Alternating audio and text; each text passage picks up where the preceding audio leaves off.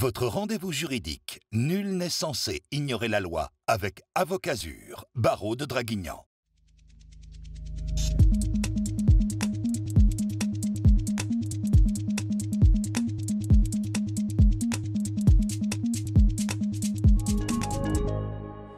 Bienvenue à tous dans ce nouveau numéro de Nul n'est censé ignorer la loi sur Azur TV, votre émission de conseil juridique. Vous le savez, en partenariat avec l'Ordre des avocats du barreau de Draguignan. Nous sommes toujours ici dans leur sublime bibliothèque qui nous accueille pour ces émissions de conseil qui vous concernent directement. Nous allons parler cette semaine de droit social.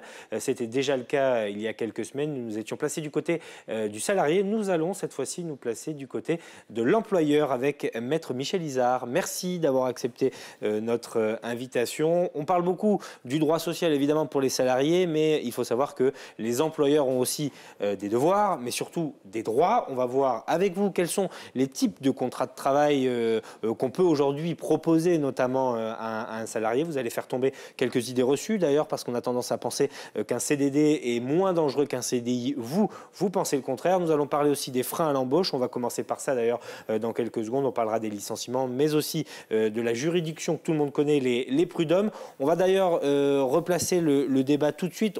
On va parler de cas concrets de TPE et de PME, hein, des très petites entreprises ou des petites et moyennes entreprises. On n'est pas là dans le cas d'Air France, de Michelin ou de Total, hein. On est vraiment dans des situations et des conseils qu'on pourra retrouver, qu'on pourra appliquer ici en région PACA, dans le Var et dans les Alpes-Maritimes. Alors, aujourd'hui, concrètement, est-ce qu'un employeur a autant de freins que ça à l'embauche? On en entend beaucoup parler dans les débats économiques. Il faut libéraliser le contrat de travail, il faut amenuiser le code du travail aussi. Est-ce qu'aujourd'hui, vous constatez que parmi vos clients, parmi les situations que vous avez à gérer, il y a de véritables freins à l'embauche?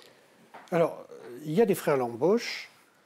Je ne suis pas sûr que l'idée selon laquelle il faille libéraliser les licenciements soit la seule solution à l'embauche.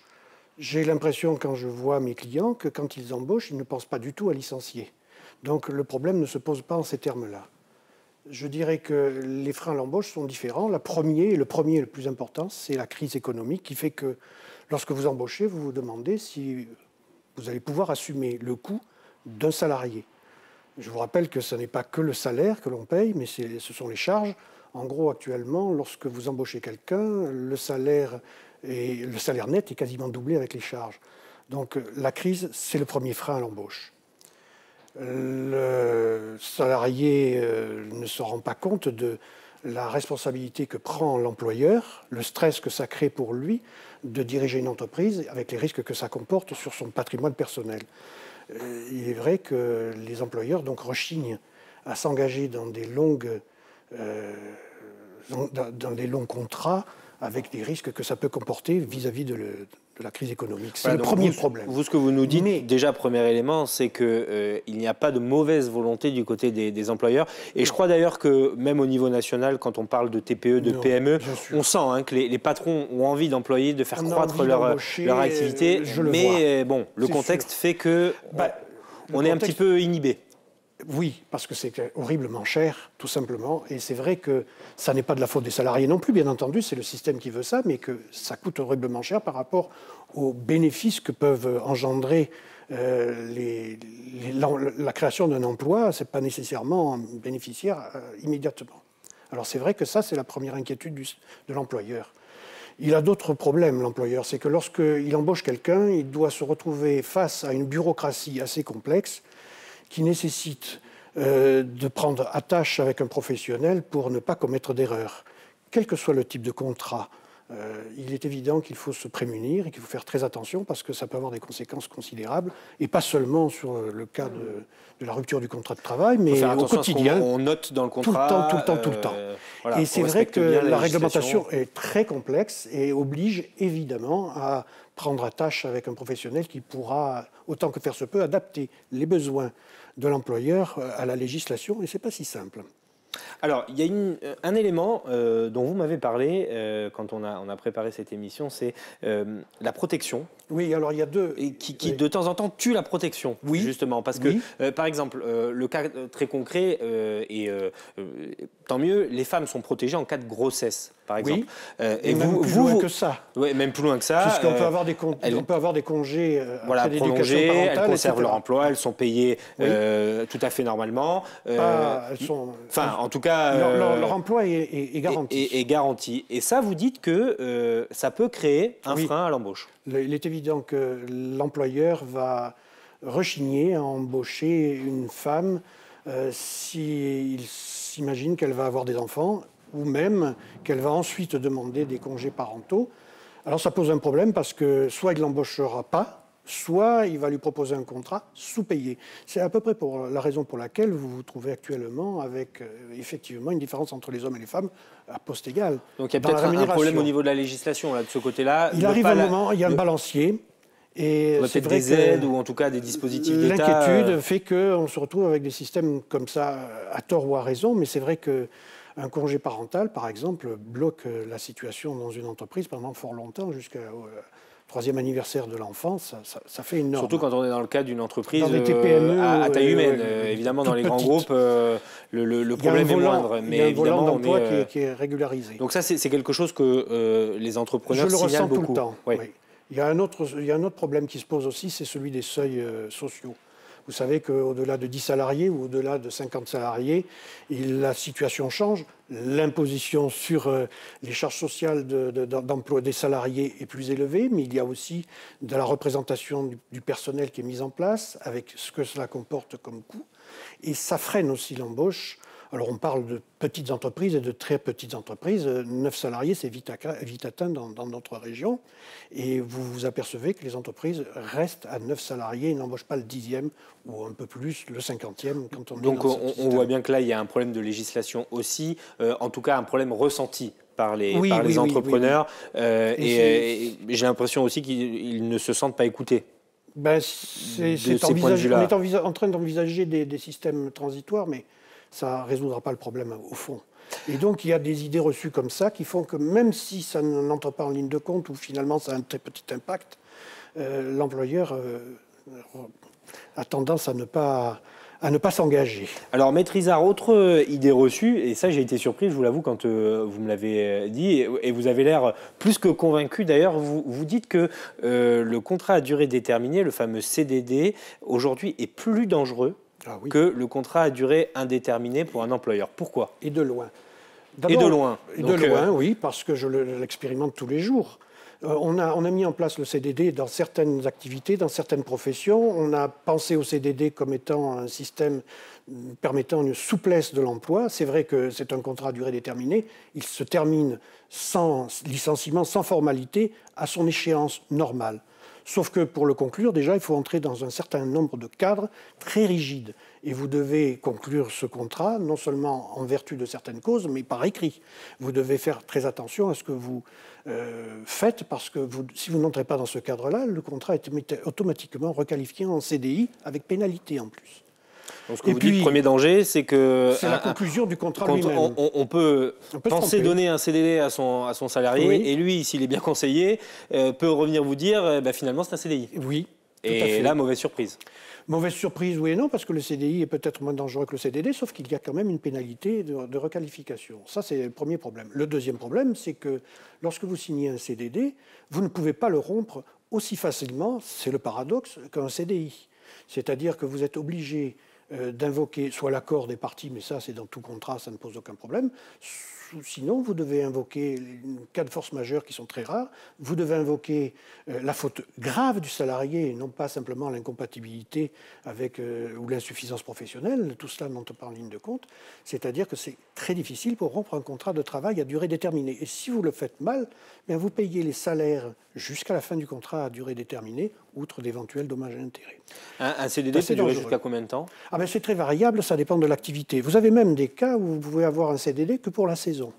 Mais ils ne peuvent se renouveler pour le moment que dans une limite de 3 ans, si mes souvenirs sont bons. En tout cas, c'est le projet Macron qui n'a pas encore donné lieu aux décrets qui vont avec, mais on en est là, quoi. Et puis, on ne peut le renouveler qu'une seule fois, en principe. C'est limité à 18 mois, majoritairement, et on envisage de passer à 3 ans, mais ça ne me paraît pas une bonne idée. Donc, votre message, c'est plus de souplesse dans le CDI. Mon message, c'est faites un CDI plutôt qu'un CDD. Voilà, ça me paraît évident. Vous ne pouvez pas rompre un contrat à durée déterminée pour cause économique, par exemple. Et ça, c'est quand même extrêmement gênant. Vous êtes déjà en difficulté financière et vous devez payer le contrat jusqu'à son terme. Alors, qu'on se place dans le cas d'un CDD ou d'un CDI, il y a une question essentielle pour les entrepreneurs et les chefs d'entreprise, ce sont ces questions autour des licenciements. C'est vrai que on a tendance, nous, à regarder ça d'un œil très binaire, manichéen, avec évidemment le patron d'un côté, le salarié de l'autre, oui. Le patron qui veut licencier parce qu'il veut gagner plus d'argent.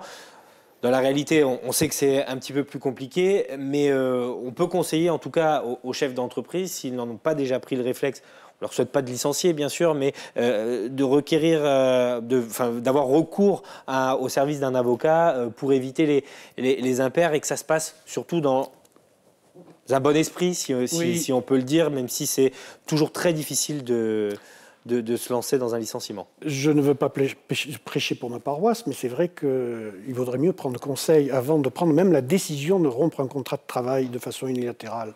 Parce que des fois, la cause de la prétendue rupture n'en est pas une, et l'affaire peut s'arranger autrement.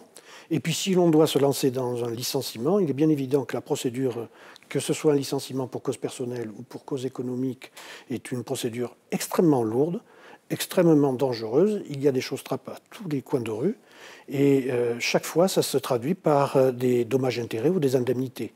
Donc il faut faire très attention, que ce soit pour la cause de la rupture ou pour les modalités de la rupture. Alors, une question à vous poser sur, c'est une question presque d'ordre philosophique sur la notion de risque que prennent aujourd'hui les entrepreneurs. Est-ce qu'ils ont le sentiment d'être peu protégés par rapport aux salariés? Parce qu'on parle beaucoup des droits des salariés et c'est normal, mais aujourd'hui, il est indéniable que le chef d'entreprise prend des risques et que dans le débat, on a l'impression qu'en cas de difficulté, pour lui-même, il est mal protégé ou peu protégé. On parle là de très petites entreprises ou de petites et moyennes entreprises. Complètement. C'est-à-dire que on ne parle pas de Monsieur de Gignac d'Air France. Exactement. Et dans ces cas-là, il faut quand même d'abord savoir que ce qui garantit l'entreprise, c'est le patrimoine personnel de l'employeur. C'est-à-dire qu'il met en jeu systématiquement, en cas de procédure collective, il met en jeu tous ses biens, tout son patrimoine. C'est déjà donc un souci permanent, donc un stress considérable, et il y a un stress des patrons au travail que je mesure tous les jours, qui n'est pas pris en considération par les instances syndicales, patronales non plus d'ailleurs. Il n'y a pas d'accompagnement, il n'y a rien en cette matière. Il y a bien une médecine du travail pour les salariés, mais il n'y a rien pour les employeurs. Alors c'est très difficile en plus pour un employeur d'avouer que l'on a des soucis financiers, économiques, etc. On garde ça sur soi et on le voit très, très régulièrement. Et en général, c'est trop tard quand on s'aperçoit qu'il y a matière à soin. Et par conséquent, c'est vrai que c'est assez dangereux. Et il y a l'engagement de cette responsabilité permanente, malgré les appellations de toutes les sociétés que vous pouvez utiliser, est un souci qui a entraîné des risques personnels pour l'employeur. Une dernière question, Maître Izard, autour des prud'hommes. On en a parlé avec Maître Pourré du côté du salarié. Les choses ont changé aussi, évidemment, pour les employeurs du côté de cette juridiction qui a pour mission de traiter les contentieux, justement, entre employeurs et salariés. Elle ne traite, le Conseil de prud'hommes ne traite que les litiges individuels du droit du travail. C'est une juridiction paritaire, donc dans laquelle les employeurs, les patrons, se font entendre. Ils sont élus, ils se font entendre. Quand je dis ils sont élus, maintenant il y a des petits problèmes avec la loi Macron, mais admettons. Ils sont donc représentés, ils peuvent se faire entendre, convaincre les autres juges prud'homaux, les autres qui sont des salariés, de la bonne foi d'un employeur, si cela transparaît du dossier. Donc dans les discussions, dans les délibérés, une fois qu'un dossier est plaidé, l'employeur est représenté en quelque sorte, même si ce n'est pas un mandat de le faire, mais il peut faire entendre sa voix. Ce qui pose problème, c'est qu'effectivement, passé le stade du Conseil de prud'homme, dès que les deux employés, les deux salariés ne s'entendent pas pour juger une affaire, ils transmettent le dossier à un juge professionnel. En cas d'appel, c'est devant des juges professionnels, devant la Cour de cassation aussi. Et il ne s'agit plus de juges qui sont en phase nécessairement avec l'économie locale, avec le quotidien d'une entreprise. Ni le quotidien du salarié, ni le quotidien de l'employeur. Sauf que la législation, elle est très protectrice pour le salarié. Et par conséquent, si en première instance, devant le Conseil de prud'homme, on juge en équité, parce que les patrons se font entendre, dès qu'on arrive devant la justice professionnelle, on passe à juger en droit. Et le droit, voilà, là, malheureusement, on n'est plus dans la logique, on est vraiment plus favorable à l'employeur qu'au salarié, il faut bien l'admettre. Merci beaucoup, Maître Izard, pour vos réponses. Merci à vous de nous avoir suivis, comme d'habitude, sur Azur TV. On se retrouve très prochainement pour un nouveau numéro de Nul n'est censé ignorer la loi.